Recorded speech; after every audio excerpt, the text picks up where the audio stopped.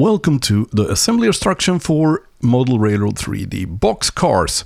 In this video we're assembling the Swedish State Railways Type G boxcar. When you have purchased the file set, you will get a zip file, which is a compressed file. You right click on that, select extract all. A subfolder will then be created to which all the files are saved. Now here are they. They are all stl files. They're also PNGs which previews each file content. This is the file we're gonna work with. It's called all parts, and as you see here, it's all the parts we need to assemble one boxcar. So the chassis, floor, body, NEM, couplings and the platform. So, but there are also all the individual parts, so you can open and print those files individually if you like. This is the body, in case you want more of those, or well, print spare parts like the NEM-mechanism, for instance. If you drop the car into the floor or drive very heavily into a buffer, it might be necessary to replace it, and then you can print as many as you like. But in this video we're going to work with the all parts. It's currently on version 7 when I did this video, and it has _x1. So here it is. All we need to do now is to make sure that the settings for the resin is correct, and then we hit slice.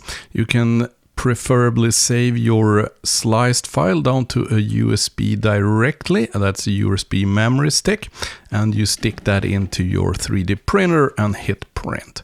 Once the print is ready, which typically takes between 1 or 3 hours, it looks like this. So we just peel the parts off from the print plate into the wash and cure machine. And we close the lid for that, and I typically wash these for 8 minutes.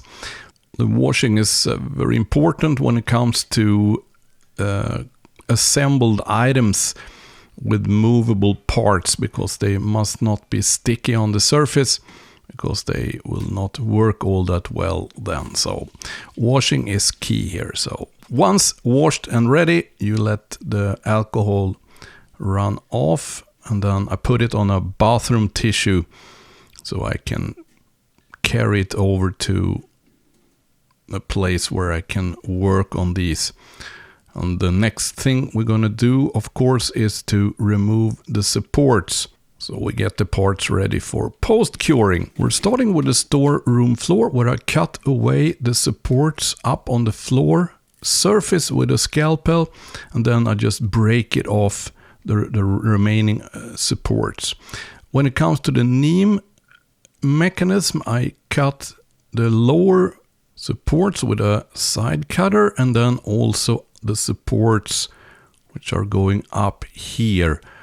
With these supports removed, we can just twist the NEM mechanism away from the remaining supports like this. This way nothing will get damaged. And next up now is the chassis. This has changed a bit since this video was recorded. It's now angle printed, so it's even easier to remove it from the supports. We're starting with the side cutter and cutting away the supports to the buffer and the hook, because these cannot be cut with a scalpel because they will break.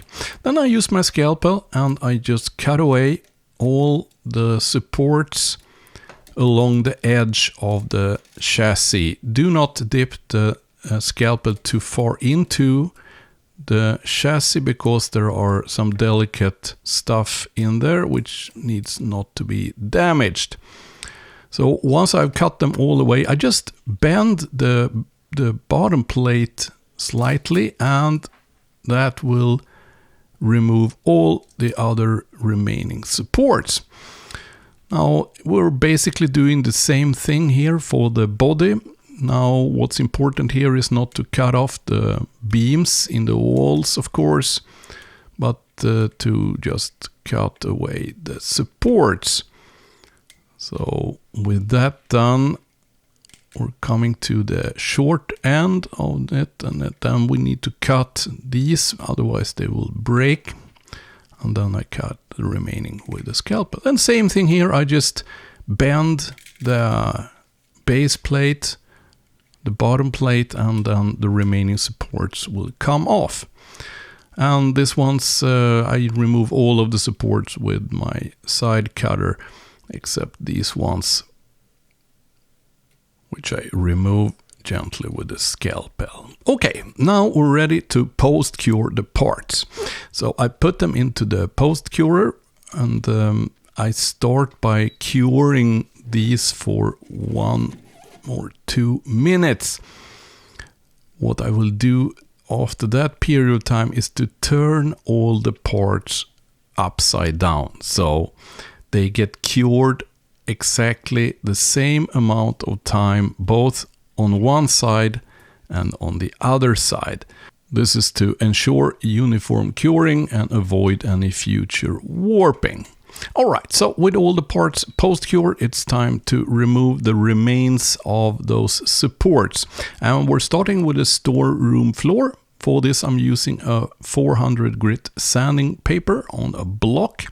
And I don't have to sand all that much, just 5-6 times back and forth like this, and all the supports are gone. For the recessed surface I use my scalpel instead.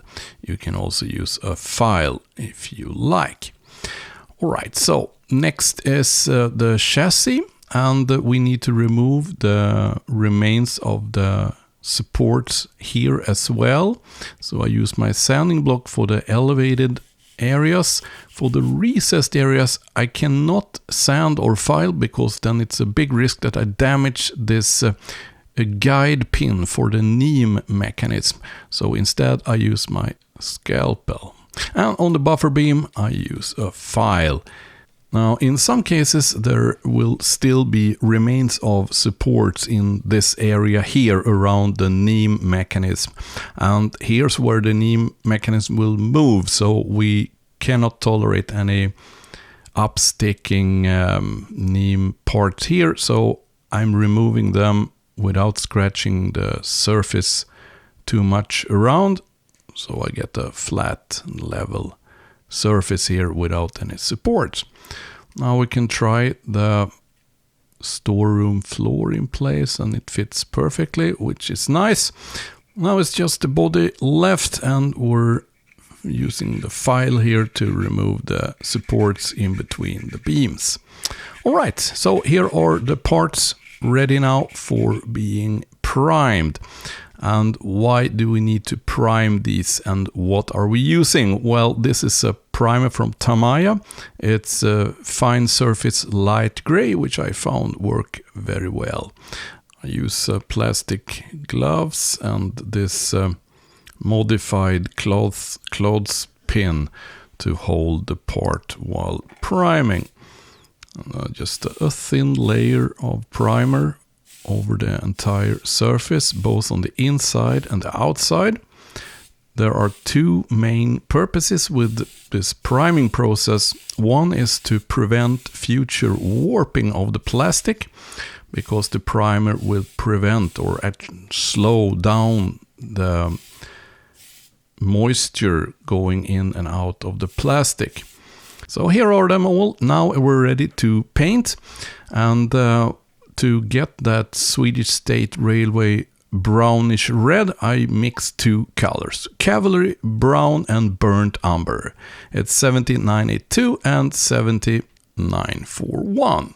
To achieve the best result of this, I'm gonna use my airbrush, but it's definitely possible also to use a flat, wide paintbrush and paint the body with good result.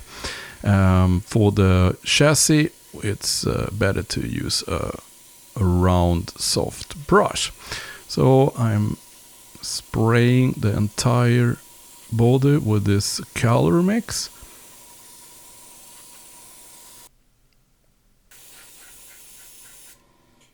And once done, and once all the parts has been painted, it looks like this. Now, some of these cars had a roof made of cloth, or covered with cloth really, and some of them were kind of dark brown. So I like that look and will go for that. So I'm mixing 2 different colors here, basalt gray and black. And I use this paint mix to paint the roof using a flat wide brush. And a good idea is to apply the paint in that direction shown here, because that will give a kind of streak effect as well. Now we're going to paint the handrails. For that I'm using gunmetal MIG 0045, and I thin it with a bit of water so it floats better over the handrails. Then apply it like this. Now, besides the handrails, you can also apply decals if you like. Otherwise, we're ready to weather it. This is optional, of course, but I like to use oil paints when weathering on top of the acrylics, because if you use acrylics again, there is a risk that they will dissolve the paint we just applied. So instead here I'm using oil colors, oil-based colors, and I mix black and brown and thin it with odorless turpentine. Another great advantage with this weathering agent is that it floats very well in all recesses and crevices and thereby highlight them. It gives a kind of aged impression. So very simple process with a very nice result. So I really recommend this. We now need to lubricate the slide surfaces on both in front and behind the NEM-mechanism. And that is made using a tiny drop of oil like this. Then it's time to insert the NEM-mechanism. Now, if you get oil on the NEM-mechanism like here, then it's important to wipe that off using a cotton swab or similar to avoid the NEM from getting deformed and warped by the oil. Let's now assemble the storeroom floor, putting just 1 drop of fast set glue in each of the corners of that. And the reason for doing this rather than gluing it all the way is that sometimes you need to replace these NEM mechanism. It's not often, but it do happen, and then it's very easy to just put the scalpel in and break the storeroom floor away a bit and then replace it. With that done, you can put 1 drop of oil onto the slide bar, which is visible through the opening. We're continuing by adding NEM springs. This is a return spring for the NEM mechanism.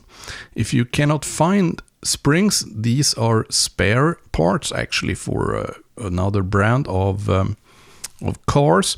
Buying these as spare parts is kind of expensive, so I instead recommend you to do the NEM springs yourself. It's kind of easy, and we also have a DIY video describing the process here. Then put a drop on each of the side of the wheel and insert that into the wheel fittings. Perfect. Now just 1 part remain, and that is the body, and it's just slided over the chassis, and it will grab inside of the chassis, and this will prevent any warping or skewing of the body, and at the same time holding the body firmly to the chassis, still being able to remove it in case needed later. And last, we just assemble this brake platform like this. All right, so now we just insert the couplings of our choice. This is Märklin short couplings. The car has been tested also with the Fleischmann Profi and standard couplings, and they work brilliantly, all of them. You see here, this is from a Märklin locomotive or engine.